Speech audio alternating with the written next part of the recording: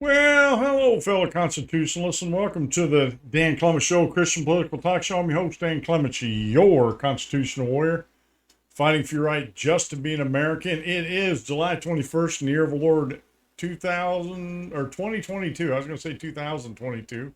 2022.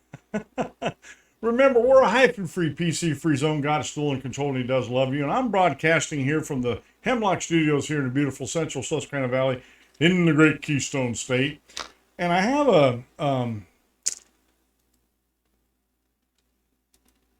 a show here for you. It's entitled Christofascists.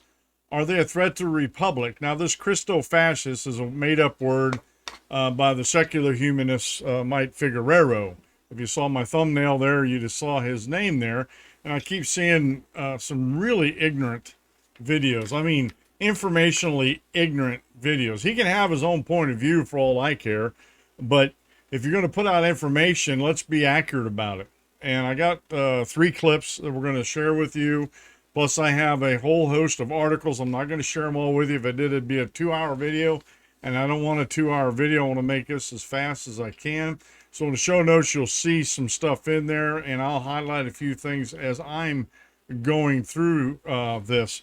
One of the things I'm going to highlight is Thomas Jefferson's response to the Danbury Baptist Association, where we get the actual term separation of church and state. Now, one of the video clips here that I'm going to play you, let's see here. I'm going to sort of play these out of order here, I guess, the way I had them in here, but rebuttal videos are so hard because you have to do so much more research than the person who actually put the video out because of their low information, because they didn't do the research they should have done to begin with. And so it irks me to no end that when they put these out and you try to rebut them, it takes you hours to do the research you need to make it worthwhile. Listen to this first video here. It's about Representative Boebert and how she's wrong on what she's saying, and Mike is definitely wrong on what he's saying. And I know I'm going to get in some hot water because I believe they're both wrong, coming from a Christian political standpoint. Give us a listen, folks. Not too long ago, Lauren Boebert claimed she's so, quote, tired of hearing about the separation of church and state because that's not in the Constitution. In fact, the separation of church and state is a term that just came from a letter from one of the founders, but it's not actually in the Constitution. Now, in order to debunk what she's saying, all you have to do is open up the Constitution and read the very first amendment, where it says, Congress shall make no law respecting the establishment of religion or prohibiting the free exercise thereof. It doesn't say the words separation of church and state, but functionally that's what that amendment does. It creates a firewall between church and state.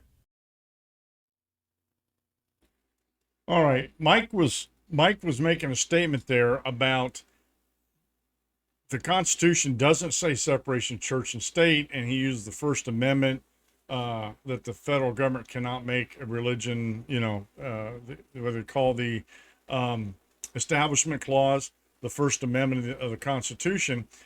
The problem with his reasoning about this is that it doesn't say church and state, and you have to really do some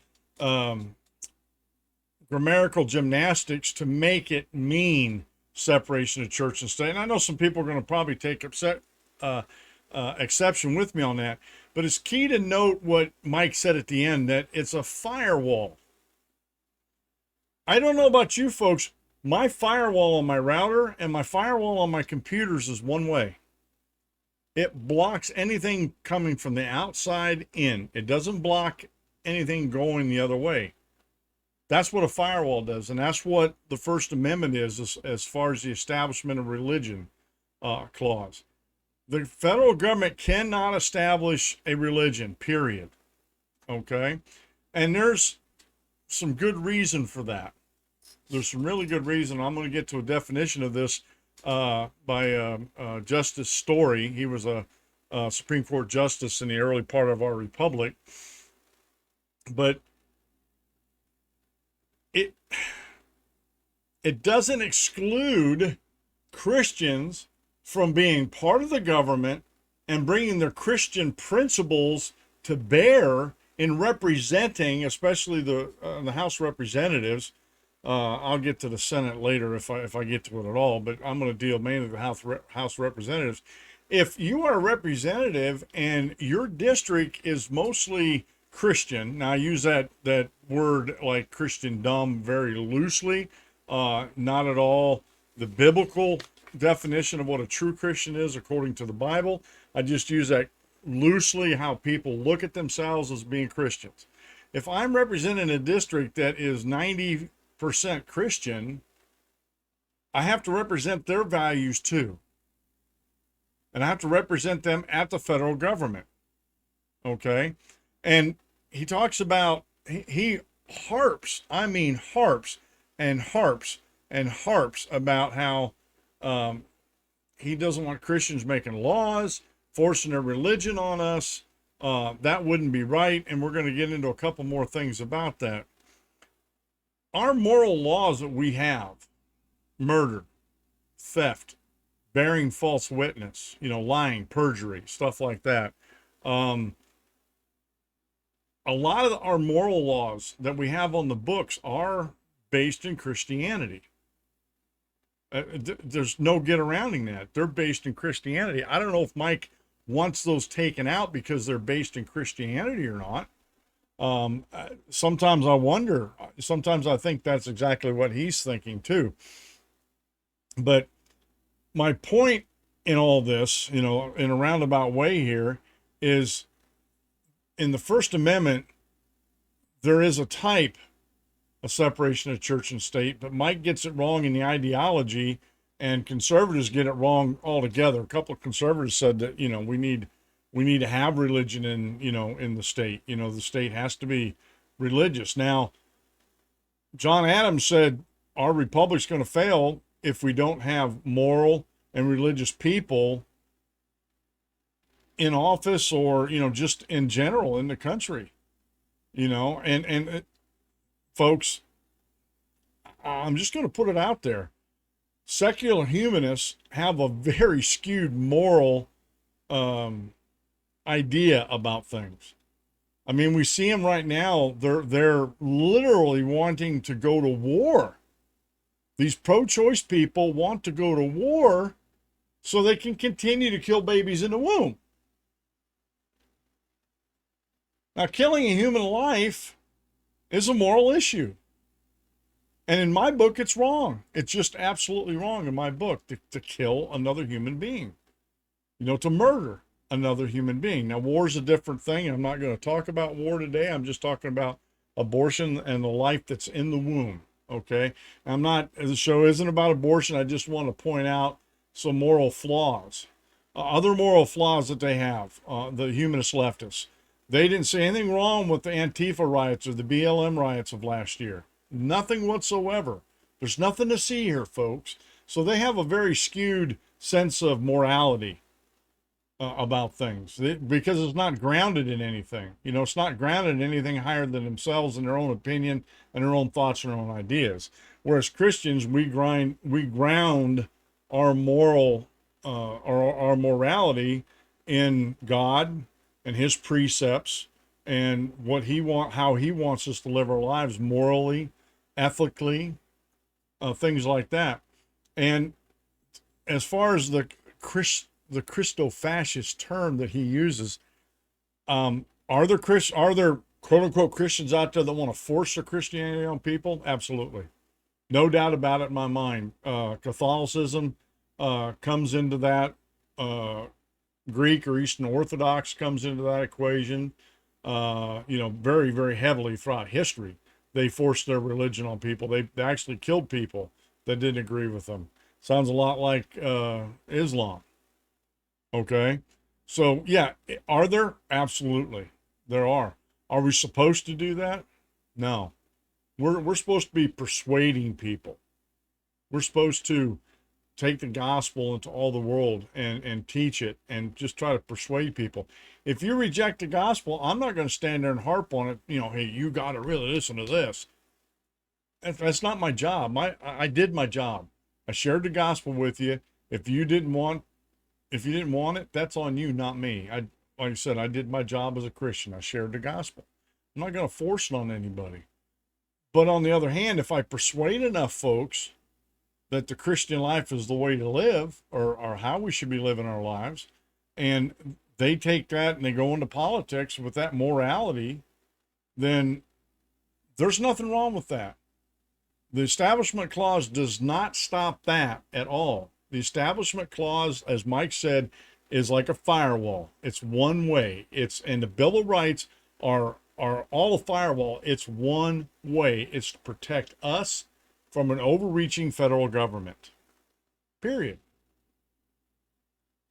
Okay. Now I have this other clip here I want to read before I get into my articles here, or share with you. It's about Charlie Kirk said something, and he goes from Charlie Kirk to Boebert, and then he makes a few comments. So give this a listen here real quick. Well, it's so sick because South American and Central American countries are actually very religious and very Catholic. So they're going into religious countries with almost missionary fervor to go and try to make these countries less religious. And again, there is no separation of church and state. It's a fabrication. It's a fiction. It's not in the Constitution. It's made up by secular humanists. It's derived from a single letter that Thomas Jefferson wrote to the Danbury Baptist Convention. Of course, we should have church and state mixed together. Our founding fathers believed in that. We can go through the details of that. They established literally a church in Congress. Anyway, separate issue. The point, though, is that this is acting like a religion, though, isn't it? If we live by their own false premise of separation of church and state, then why on earth and how on earth why would they want to go bring this belief to other countries? I mean, they're almost kind of as if it was the 1400s and they're sending missionaries to the New World filled with despotic, nihilistic atheism and humanism. I mean, what's the thought process behind this? That was far-right propagandist Charlie Kirk incorrectly claiming that there is no separation of church and state. Now, we'll talk about why he's obviously wrong, but he's not the only far-right fruitcake to make the same exact argument. In fact, a sitting member of Congress, Lauren Boebert, made this same argument recently. Representative Lauren Boebert says she is, quote, tired of the long-standing separation between church and state in the United States, adding that she believes the church is supposed to direct the government. Quote, I'm tired of this separation of church and state junk. That's not in the Constitution. It was in a stinking letter, and it means nothing like they say it does, Boebert said, earning a round of applause from the audience. Now, the audience she was speaking to was a bunch of fundamentalists, so of course they were clapping like seals. But to disprove their arguments, all you have to do is read the Constitution, and I'll make it easy for them. Let's put it up on the screen. In the very first sentence of the First Amendment, it reads, Congress shall make no law respecting an establishment of religion. Now, it doesn't explicitly say the words separation of church and state, and they're correct to point out that that phrase in particular came from Thomas Jefferson's letter to the Danbury Baptist Association, but the Establishment Clause legally achieves the same thing. It creates a firewall between church and state, and for good reason. In fact, this is deeply rooted, the separation of church and state is deeply rooted in our nation's history, to borrow a phrase from them. So prior to U.S. independence, the Church of England was the state religion for many southern states. It was the church that they were forced to not just subscribe to, but pay taxes to. And a lot of people thought that that was unfair, rightfully so, because not all of them believed in that particular doctrine. Many of them were Lutherans or Presbyterians or Jewish. So they thought that it was wrong for them to have to pay taxes to a church that they didn't even believe in. Therefore, quote, after independence, there was widespread agreement that there should be no nationally established church. The Establishment Clause of the First Amendment, principally authored by James Madison, reflects this consensus. The language of the Establishment Clause itself applies only to the federal government. Congress shall pass no law respecting an establishment of religion. All states disestablished religion by 1833, and in the 1940s, the Supreme Court held that disestablishment applies to state governments through the 14th Amendment. And that is the most common, widely accepted interpretation of the Establishment Clause. All right. A couple of things on that with Charlie Kirk. Catholicism went into South America forcibly. No question in my mind. The Spanish government in Mexico, Latin America, South America, they pretty much convert or die. That's history. We know that. Again, the Establishment Clause shall make no religion. That's a one-way street. Okay, that's a one-way street. Charlie Kirk was wrong with Congress. Congress didn't establish a church in Congress. They allowed religious services. They actually held them on Sunday in Congress. They allowed that to go on. They didn't establish a church. They didn't say, well, the Anglicans or the Presbyterians or Episcopalians, you guys are the ones who are going to be, that we're going to allow in here and everybody else not. No, they didn't do that. It was open. It was almost like an open Bible study. Okay. And they still have a prayer in Congress before each session. So this idea, it goes back and forth, depending on your flavor, but there's a lot of conservatives out there that don't get this right. And matter of fact, there's a lot of conservatives out there that are actually borderline Christian nationalists, which I believe to be wrong. And I'll tell you why here in a minute. But Mike is just totally wrong about this. Yes, by 1833, most states didn't care if there was about religion. So they didn't really, some of them had a state religion that they proposed or they wanted to have as the majority. But most of them just quit that altogether. Now, he's talking about the incorporation law of the Establishment Law clause. And I have an article that I don't know if I'm going to get to. I'm going to try incorporating the Establishment Clause wrongly. And here again, in the article, they go on to explain how the 14th Amendment was used in a wrong manner, just like it was with Roe v. Wade, to do something that the Establishment Clause and the 10th Amendment wouldn't allow it to do. So it was an erroneous reading. It's erroneous reasoning in the 14th Amendment to get this pushed through. So again, Mike's wrong because he didn't do his research, which he should have done his research. And he calls Charlie Kirk a propagandist. I mean, that's like the pot calling the kettle black. I mean, he puts out just enough information to make it look like he's right, but in the final analysis, he couldn't be further from the truth. So he's a propagandist just as much as anybody else. I don't know why he calls other people propagandists when that's all he does is put out propaganda. Okay. Final clip, and then we're going to get into a few more things here. Well, wait a minute. Since he talked about the Danbury thing, let me get this set up real quick. I forgot to put an audio capture in here. Okay.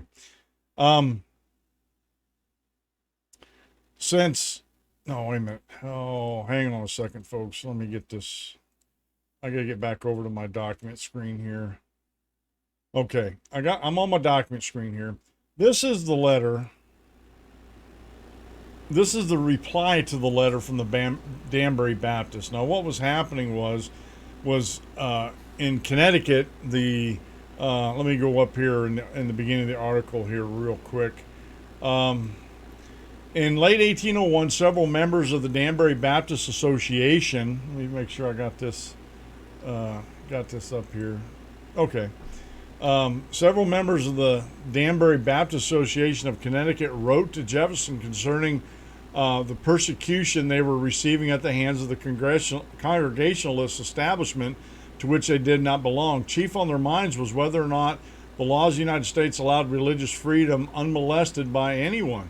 Familiar to them was the fact that Jefferson wrote the Declaration of Independence, the Virginia Statute for Religious Freedom, as well as being in consultation with James Madison when the Constitution was drafted and ratified, all of which specified no government or interference in the free religious practice. again, with the First Amendment, there's an erroneous thought here that the Bill of Rights were to protect mostly the citizens against an overreaching government, but in the Establishment Clause, it protected the states from an overreaching government.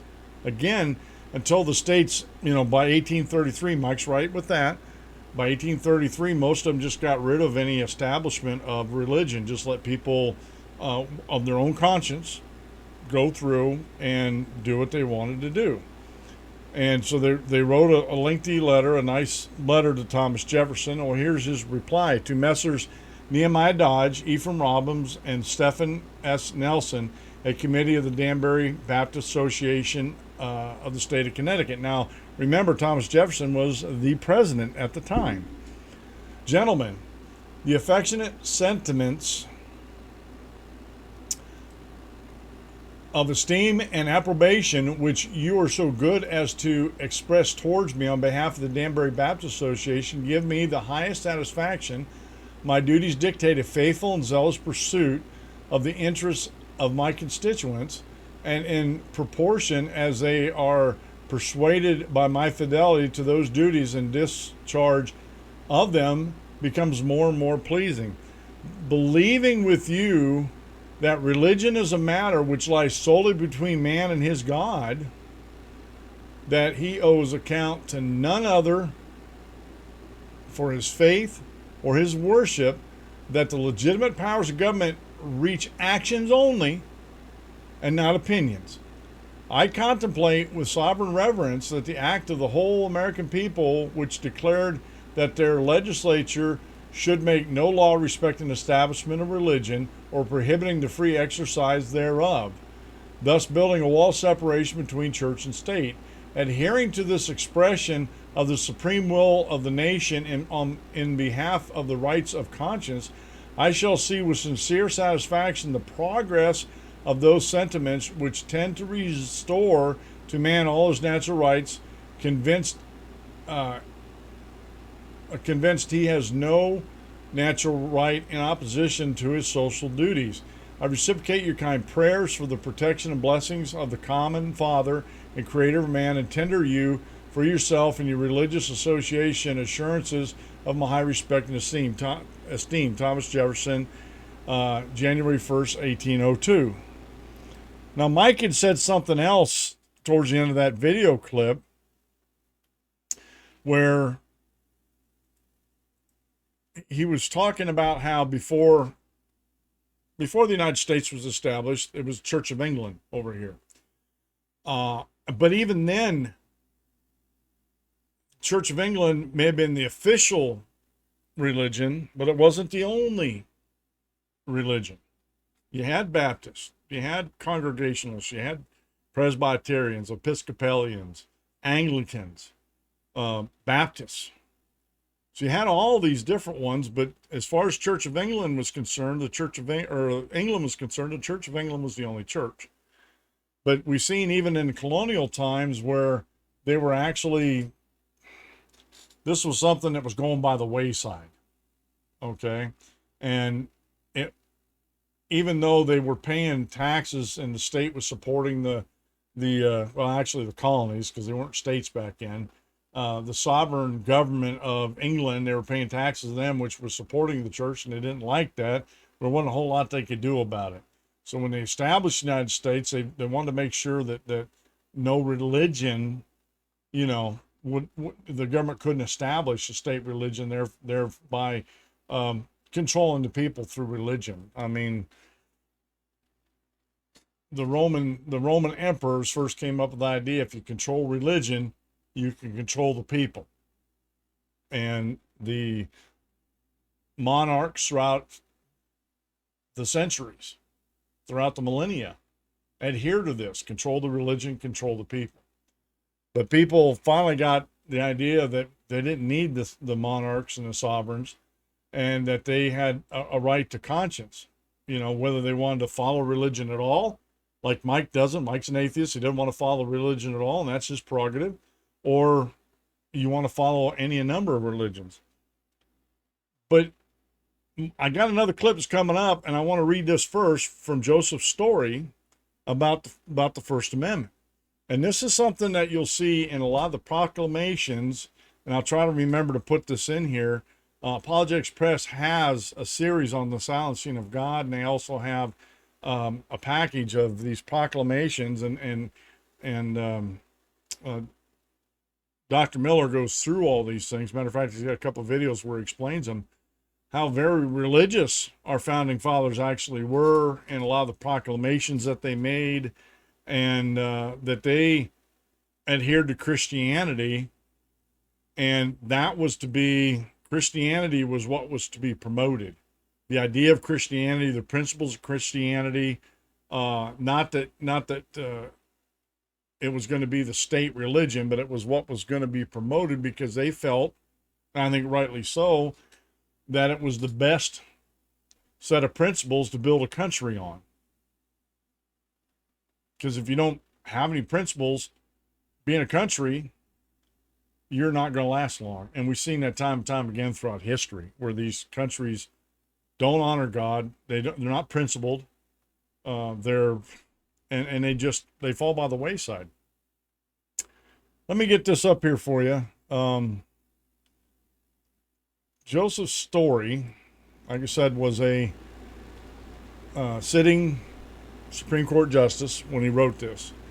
He said the real object of the First Amendment was not to countenance, much less to advance Mohammedanism, Islam, or Judaism, or infidelity by prostrating Christianity, making Christianity of no effect, but to exclude all rivalry among Christian sects, as to prevent any national ecclesiastical establishment which should give to an hierarchy the exclusive patronage of the national government. It thus cut off the means of religious persecution, the vice and pest of former ages, and of the subversion of the rights of conscience in matters of religion, which had been trampled upon almost from the days of the apostles to the present age, probably at the time of the adoption of the Constitution and of the First Amendment to it.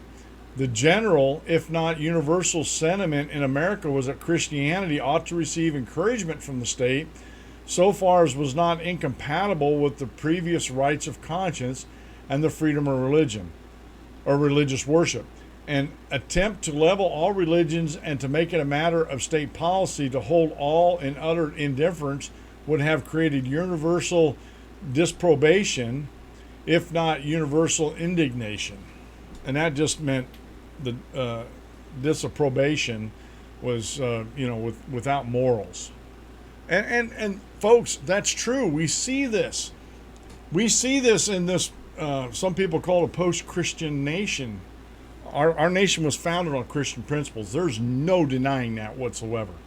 You go back and read the founding documents, you read the proclamations by George Washington, by the other founding fathers and the framers of the Constitution.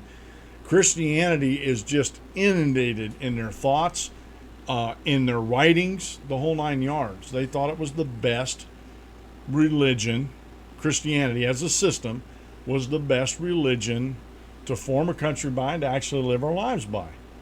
And they thought with Mohammedanism and Judaism, or infidelity, atheism, were no way to build a nation. No way to build a moral structure upon. No way to be principled upon. Okay? So there's Joseph's story in talking about, about the First Amendment.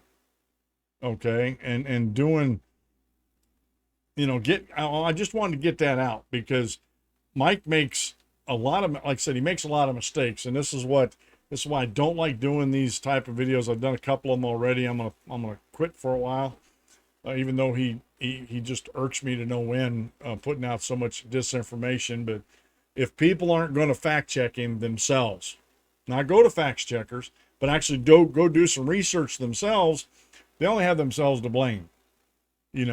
When our preacher gets up in the pulpit and preaches, I believe what he says, because I think he's an honorable man, and I believe he wants to do the best he can and deliver God's word to me without without fault, or and be truthful about it. But it's up to me as a Christian, as an individual Christian, to go back and look over what he said. What does this passage say? What does this passage say? And make sure that it says what he says it says. And if it doesn't, we need to go confront him. And maybe we didn't understand, or maybe he made a mistake. Either way, we get it settled. But no way is Christianity to be forced on anybody like Islam. And this is my last video clip of the day. Mike is totally wrong about Ilhan Omar, representative out in Wisconsin. Just totally wrong about her religion, and it just, I have to laugh because he just doesn't do his research. He just spouts his propaganda, and that's exactly what it is, propaganda. He just spouts it, and people aren't fact checking. And whether he watches this or not, I don't really care. Folks that watch my videos know that I try to do the best I can to give them the facts. So here's this last video clip that I have here. She's going to say, really is a separation of church and state, like they believe, then what is Ilhan doing with her hijab on? Why is she able to go in there with that? And see, this right here, we're going to watch the video, but this right here is proof that when they say religious liberty, they do not mean liberty for all religious people. They mean Christians having religious liberty. If you're Jewish, if you're Muslim, they don't care. Now, the reason why we can still have the separation of church and state, even if Ilhan Omar wears a hijab, is because wearing a hijab does not mean that you are going to create legislation based on your religion. She has her personal religious belief, which the First Amendment allows her to have, but she's not trying to impose her religious views on everyone else. She's not trying to say this portion of the Quran should be reflected in this statute. So I feel like this is a very, very... All right, folks. and then this is, like I said, I've said this in the past, and I'll say it again now. I know I'm going to get in trouble for it, but so be it. The secular humanists love Islam because it teaches a lot of the same things that they teach. Islam teaches it's okay to lie to your enemy. Just like Mike lies to his audience and lies about things he could easily research and get the facts on. He's propagandizing. He's lying about it. Islam, they're okay with that. Okay. I don't know Mike's stance on Judaism. I've told people in the past, the Old Testament's gone. It's done. I mean, we still have a copy of it. We can still read it. But the Old Testament and the Jewish religion is done. It was done away with completely in AD 70 when Titus and Tiberius came in and destroyed the temple. And they not only destroyed it, they destroyed all the genealogical records. They burnt everything that was burnable in there, and they took away anything that was of value. And we don't have records of that anymore. And to reestablish, as some people think, that the temple's going to be rebuilt, and to reestablish Judaism, in order to do that, they need a priesthood. In order to have a priesthood, the Levites, the people that claim to be Levites, need to be able to prove through genealogies that they are Levites, and they can't do it. It's physically impossible to do so. And the reason why I say that, if you go back to the book of Nehemiah and Ezra, especially Nehemiah, they talk about this. You know, about the priesthood was established, and they had to bring their bona fides. They had to bring the genealogies so they could prove that they were part of the tribe of Levi in order to serve in the temple. But Christ, when he came and died on the cross for our sins, in Colossians, it says he nailed the old law to the cross. It was done away with. That was the wall of separation, as it were, between the Old Testament and the New Testament. Okay. And he took it down. He took that down. So Christianity is, in my humble opinion, the only true religion in the world. New Testament, first century, biblical Christianity. Islam didn't come along till 600 AD or later. A lot of these other denominations didn't come along until, formally for a couple hundred years after the last apostle died. They had divisions back in the first century where men were going off and doing things on their own. Okay. So we see a lot of things that Mike gets wrong.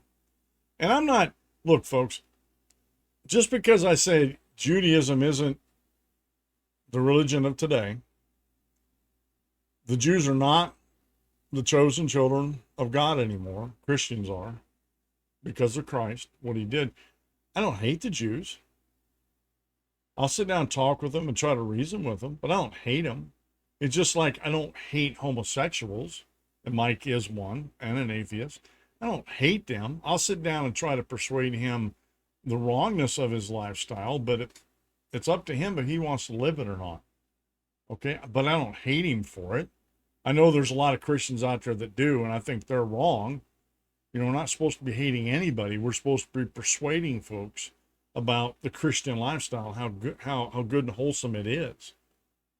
But be that as may, we're not going to convert everybody. We need to try to, but we're not going to convert everybody. Honestly, I don't think there's any hope for Mike. I mean, somebody might get through to him, and I hope maybe he would listen to somebody and come out of his sins, but I just have my doubts about it. He's a young man, so he's got plenty of time. But his comment about Omar, I got to show you this, folks. I really do. I got to show you this.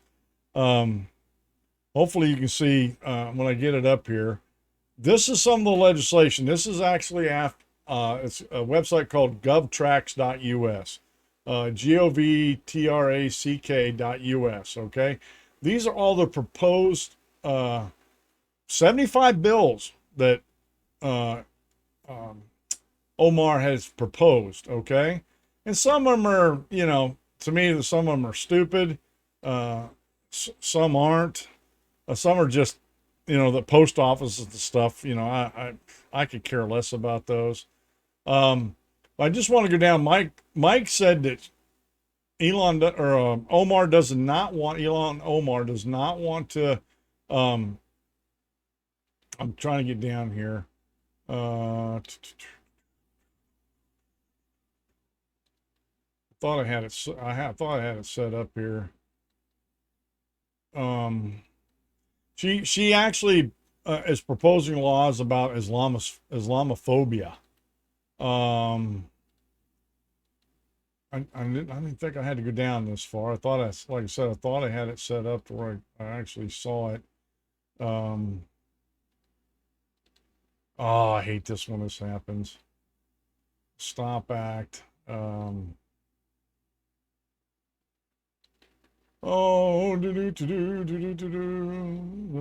of children. There's a lot of them in here.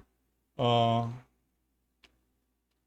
this was early on when she first started. She was trying to get a couple, and I saw a couple different bills in here, and I know they were up in here, but there's 75 bills altogether that she was talking about.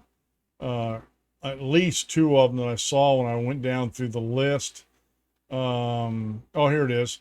HR 6204, Combating International Islamophobia Act, and HR 5665, the same name, the same act. One was in December 2021, and the other one was in October of 2021. So they're not going to get passed.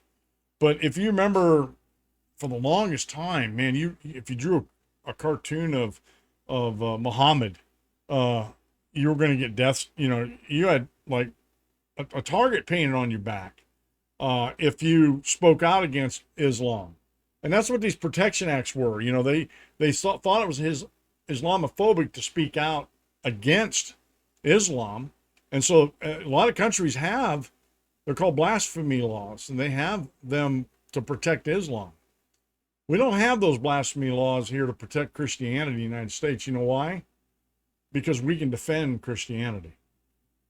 We don't have to force. Islam's a forced religion. Christianity isn't or shouldn't be. I know people have tried it in the past, and to me, they're not true Christians. And so it's just, again, it's amazing. It's amazing what these people actually will do. It's amazing what these people actually, what people like Mike, these secular humanists say. It's like you have a short memory, and if they don't say it, people won't remember it. And then they're right, but they're wrong. Representative Omar would like nothing better than to have Islam, Sharia law it's called, imposed on the United States. Back when Arlen Specter was senator here in Pennsylvania, he had no problem with Sharia law. I have some friends they're Christians that are preaching the gospel to Muslims up in Dearborn, Michigan. That whole Dearborn, Michigan, and there's other communities like Dearborn, but Dearborn's one of the biggest ones. The whole community's run under Sharia law, whether you're Muslim or not in that community. So don't tell me that Islamists like Omar and other ones aren't trying to impose through law their religion. That's just an out and out lie, something that you didn't understand. I did make one reference here, and I do need to bring this up real quick. What is a Christian nationalist, or what is Christian nationalism? Basically, just the long and the long and short of it, as it were. Let me get up here and get into my file here. I just gave you the quick definition of it and let you read the rest of the article, and then I got to get out of this video or it's going to be so long no one's going to want to read it. Basically, let me get on here. All right. Let me get over to this here. All right. What is Christian nationalism? Christian nationalism is the belief that the American nation is defined by Christianity and that the government should take active steps to keep it that way. Popularly, Christian nationalists assert that America is and must remain a Christian nation, not merely as an observation about American history, but as a perspective program for what America must continue to be in the future. Scholars like Samuel Huntington have made a similar argument that America is defined by its Anglo-Protestant past and that we will lose our identity and our freedom if we do not preserve our cultural inheritance. Christian nationalists do not reject the First Amendment and do not advocate for theocracy, but they do believe Christianity should enjoy a privileged position in the public square. The term Christian nationalism is relatively new, and its advocates generally do not use it of themselves, but it is accurately describe American nationalists who believe American identity is inextricable from Christianity.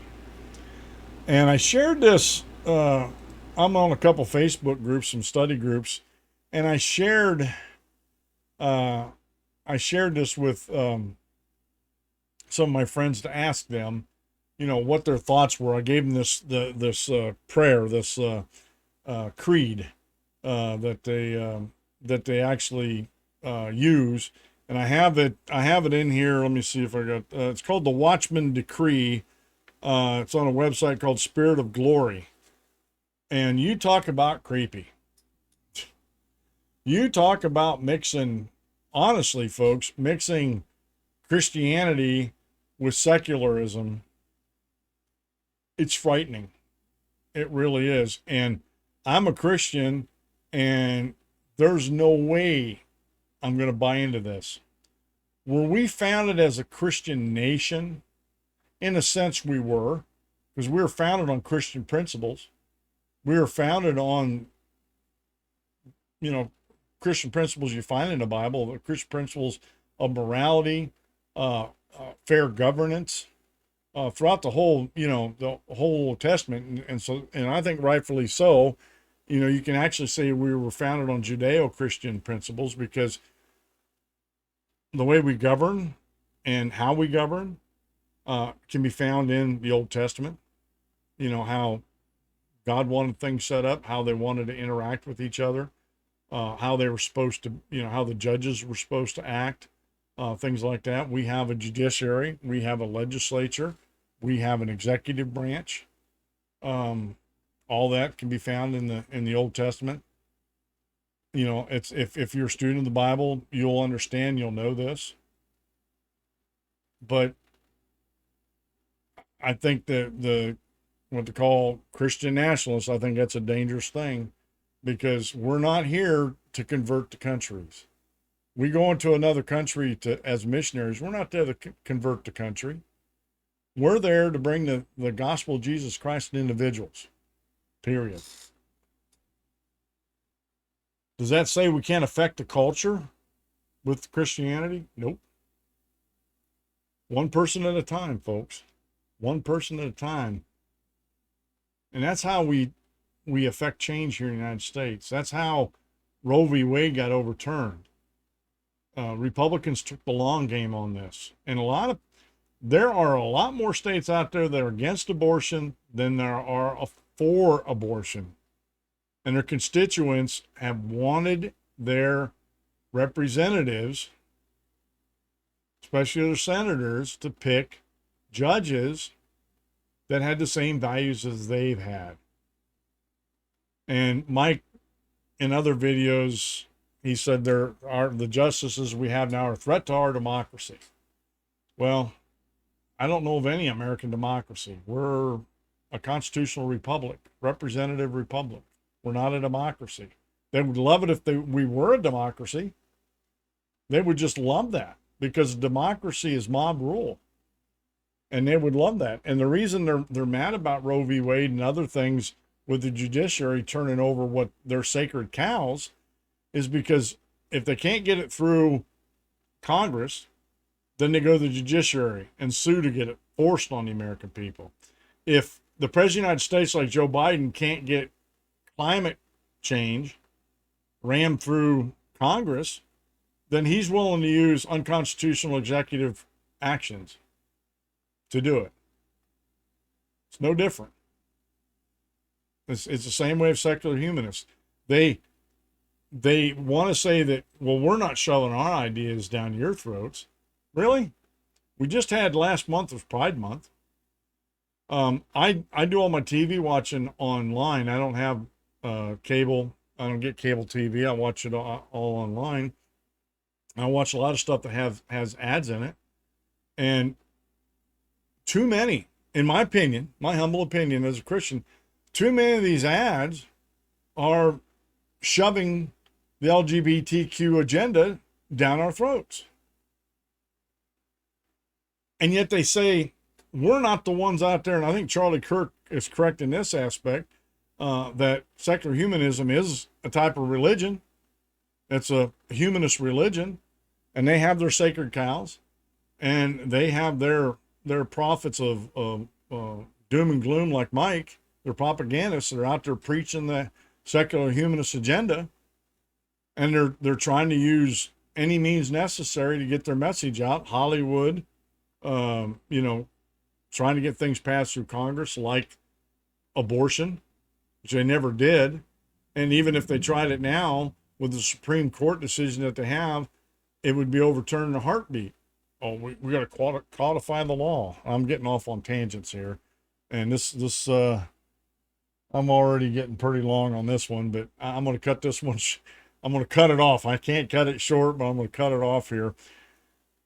I just want to leave this with you. Please, please, please, please, please do me a favor. When you hear this kind of stuff about separation of church and state, and you got somebody saying it's actually in the Constitution when it's not, because they want to misdefine what the Establishment Clause is, please do your research. Please go and read some stuff about it. Find out what the framers, Joseph Story was back was there when they did all this stuff, when they did the Bill of Rights and the Constitution and that. And he was a pretty smart cookie, along with the rest of the framers of the Constitution. They're all pretty smart, and the vast majority of them are Christians also.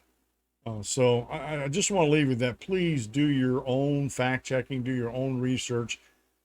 Research me, fact check me. You're not gonna hurt my feelings.